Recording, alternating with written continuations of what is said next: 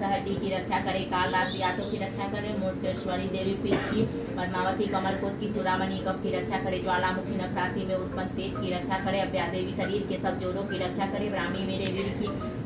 छत्तीसवरी छाया की और धर्मधानी मेरे अहंकार मन तथा बुद्धि की रक्षा करे, प्राण अपमान सम्मान उदान और अवमान की वजहता देवी रक्षा करे, कल्याण शोभना मेरे प्राणों की रक्षा करे, रस रूप गंध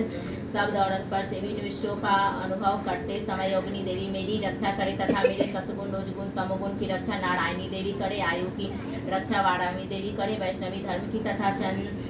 चक्रिनी देवी मेरी यश कृति लक्ष्मी धन और विद्या की रक्षा करे, इंद्रायणी मेरे शरीर की रक्षा करे, और हे चंडिकाएं आप मेरे पशुओं की रक्षा करिए, महालक्ष्मी मेरे पुत्रों की रक्षा करे, और भैरवी मेरी पत्नी की रक्षा करे, मेरे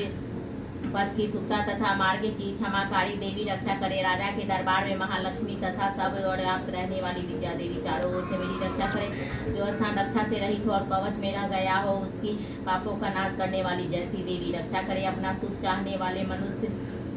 को बिना कवच के एक पग भी कहीं नहीं जाना चाहिए, क्योंकि कवच रखने वाला मनुष्य जहाँ जहाँ भी जाता है वहाँ वहाँ उसे